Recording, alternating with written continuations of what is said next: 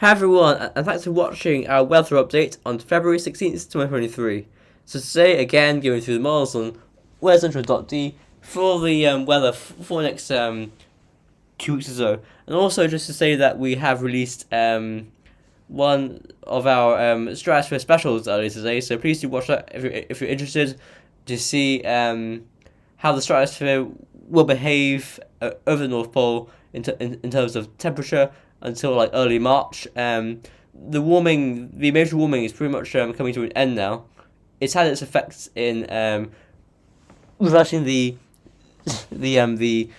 zonal winds, but we are yet to see a response in the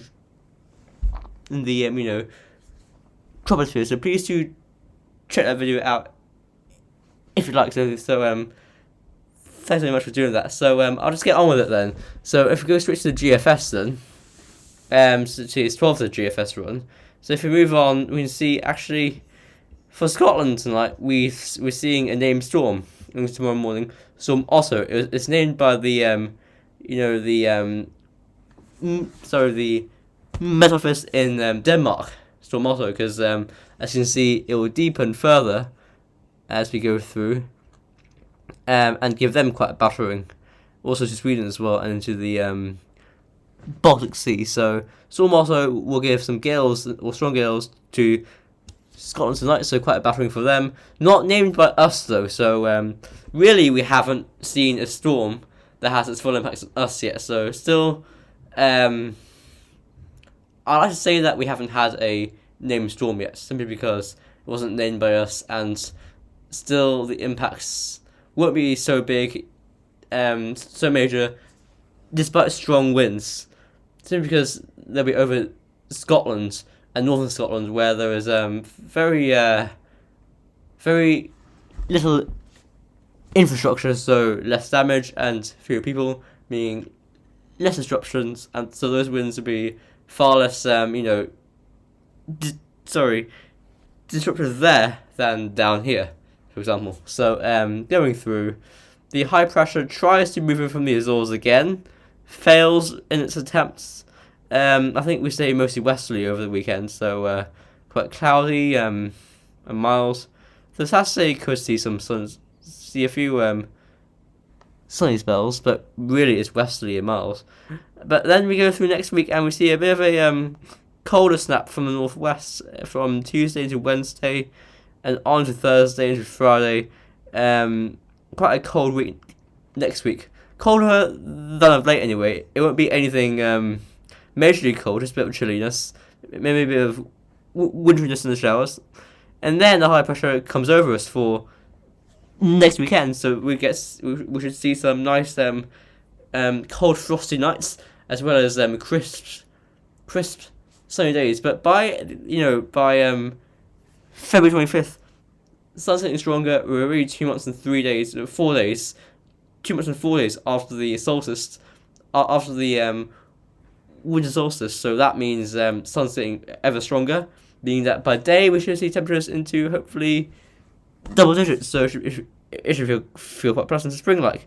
As we go into the end of February, we bring in sort of like an east southeasterly, but it really isn't that cold. It's around freezing at 850 HPA, and into the start of March, we just keep high pressure over us. But this is a milder high, as it's coming in from the southwest, and we do drag in the wind from the southwest around the high. So GFS not showing really anything in terms of reactions to the SSW responses, should I say. The ECMWF run has temporary lower pressure today and tomorrow, but then that clears off.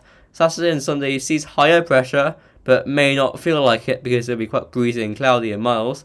And then into next week, same idea. Low pressure slips eastwards into Scandinavia. High pressure moves westwards towards the Atlantic Ocean, and we pull in a northerly winds. It's a bit easterly there temporarily, but not particularly cold easterly.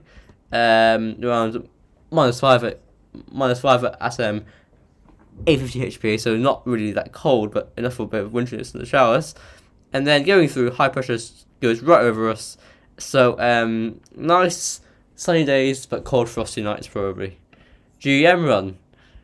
We put in the westerly wind again through today and tomorrow. Again, storm also there, really battering Scotland and into Denmark as well. And we're going through. The high pressure tries to move up, fails, and we just keep it very westerly and drab and mild.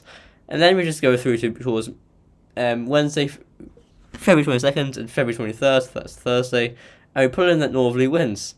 And let's look at the upper temperatures with that. Yeah, so we drag some quite cold air down from the north, so really a bit of winteriness in the showers. As we go through, we just end up southwesterly towards the end of February. Upper air temperatures mild, wafting in the winds from the Azores and beyond that. UK Met run then, low pressure, that's storm also, zipping through Scotland, going towards Scandinavia, and then just going through, we keep it westerly, and if this was, okay, there we go, we keep it westerly and mild up until, I'd say, Tuesday or Wednesday next week, where we turn the wind into the northwest and turn it colder. And then eventually winds go into the north. They veer into the north, bring wintry showers, if we're lucky. Well, it depends on whether you like snow or you hate it. I like it, so for me, that's lucky. Anyway, moving on. Again, same sort of story with Icon. Westerly winds straight through, mild, mostly cloudy, some spots of rain, until we get towards Tuesday, Wednesday next week, and we pull in the wind from the northwest and eventually get into the north, I think, if the chart would load. Yeah, Icon goes northerly as well. I don't know why, but it's running quite slowly. There we go, finally. And then finally, Arpège. And I'm just going to scroll through this quite quickly. Westerly winds up until midweek next week. You've seen it already. For some reason, the charts aren't really coming in quickly, so I'm going to pause it like this over each hour, and then each interval, should I say, and then we end up Tuesday, February 21st. Again, high pressure to our south, keeping the wind in from the southwest. But you can see here a cold front is drawn on this kink in the isobars here, and behind it we get the colder snap for the middle of next week. So that's our next area of interest, that cold snap. Not anything major, but enough for a bit of winteriness in the showers.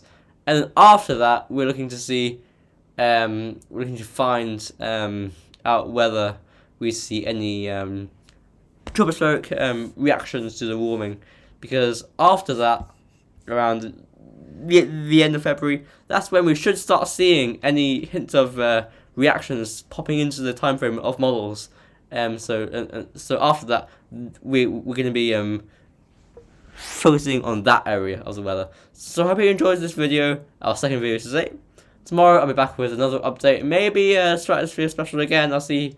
But anyway, for now, we're done. So enjoy the rest of your evening or day, whenever you're watching this, and bye for now.